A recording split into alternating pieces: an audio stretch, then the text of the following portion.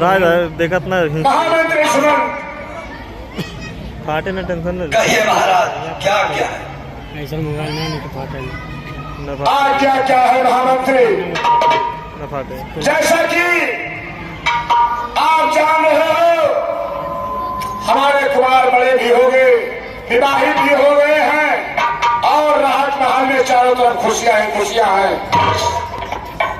आप ठीक कह रहे हो महाराज। भैया अब हमारा चौथापन भी शुरू हो गया है।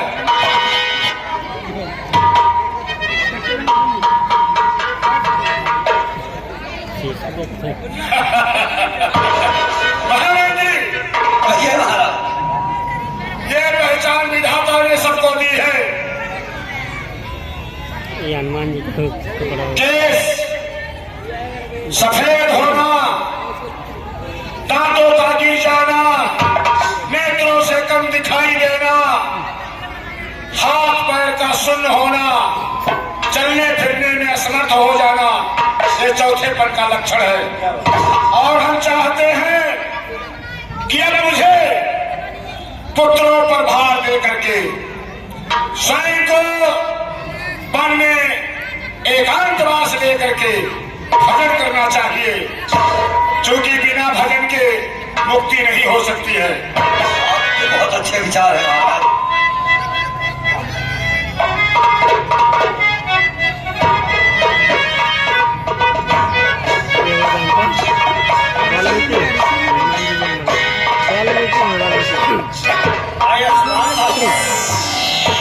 चिरंजीव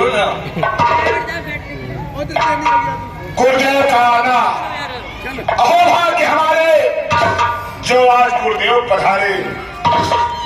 हे राजन, अभी हमारा विचार विमर्श ही चल रहा था और मन ही मन आपको याद कर रहा था। क्या विचार कर रहे थे राजन? बहुत समय हो गया था आपसे मिले हुए, इसलिए सोचा चल करके मिलाते हैं।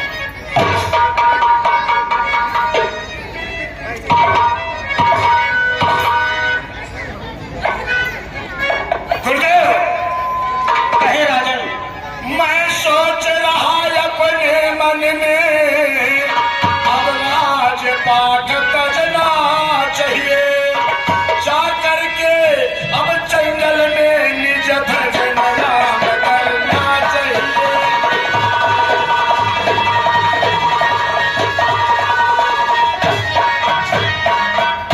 अब मुझे सोच रहा हूँ कि जा करके जंगल में भजन कर लेना चाहिए।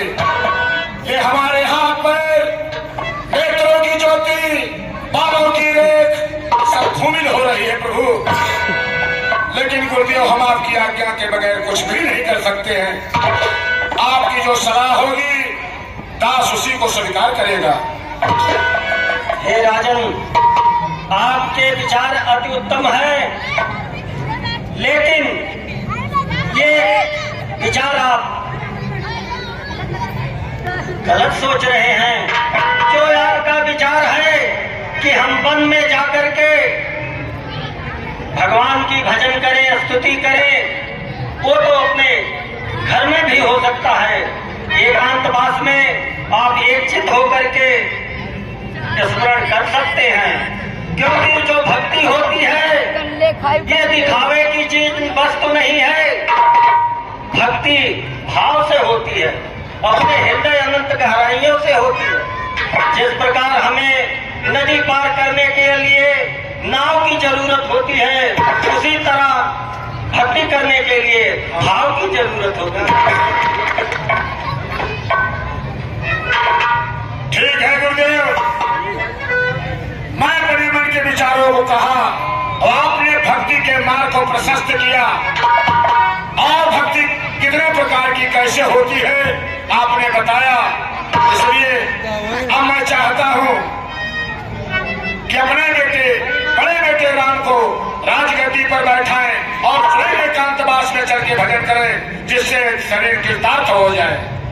ये विचार अति उत्तम है राजन, क्योंकि अपने ज्येष्ठ पुत्र को उन पर भी कुछ जिम्मेदारियां भार सौंपा जाए ताकि वो आपके न रहने पर इस प्रजा का भली भांति पालन कर सके। गुरुदेव, समय भी अच्छा है, आप उपस्थित भी हैं। जरा अपने मनोभाव से, अंतर्मन से, अंतर्विद्या से देख के बताइए कि राम के राज्य का मुहूर्त कब बन रहा है। हे महाराज, मैंने विचार कर लिए हैं कि कल का प्रातः समय अति उत्तम है और राम को राज तिलक कर दिया जा सकता है।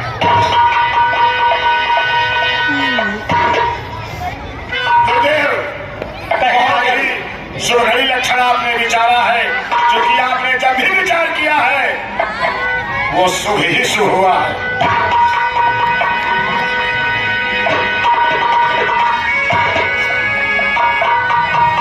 लाइटियाँ तेज करी यार।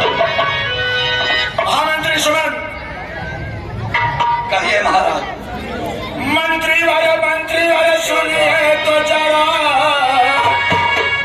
अब कार्य तुम्हें बताते हैं। कल राम का राज तिलक होगा, तुम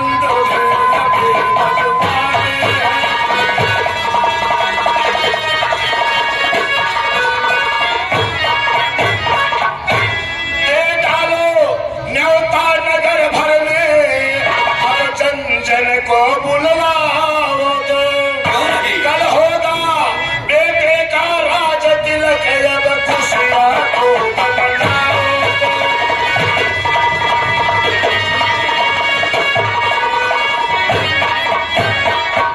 चारों तरफ ढिढोरा पीट दिया जाए, सारे नगर में ऐलान कर दिया जाए, कल हमारे बेटे राम का राज तिलक होगा। जिसमें यतीम गरीब जो भी आएंगे, खजाने का मुंह खोल दिया गया है, भरपूर मात्रा में धन धाम लुटाया जाएगा। ठीक है महाराज, आपकी आज्ञा का पालन होगा। हमारी महाराज की आज्ञा का पालन हो।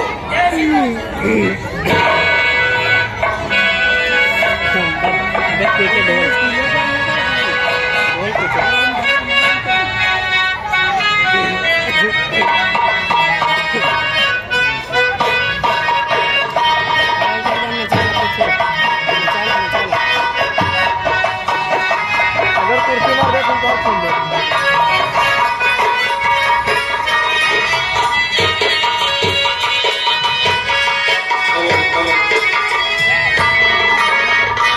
जैसा कि आप सबने इस रंगमंच से दृश्य देखा कि महाराज दशरथ का दरबार लगा है और उनका चौथा पल आ चुका है, यानी बुजुर्ग हो गए हैं तो अपने राजपाट की चिंता करते हैं और उनके गुरु जी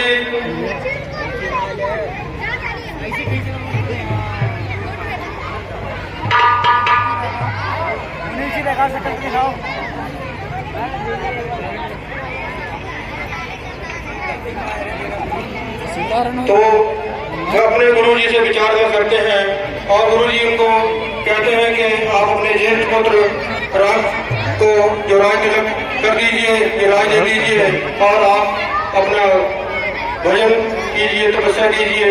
तो ये सीन आप सबके सामने तैयार हो रहा है। इसी बीच आप देखेंगे जो महारानी कैकेयी की मोहवाली दासी है मंत्रा, वह काम काज कर रही है दरबार में और इसी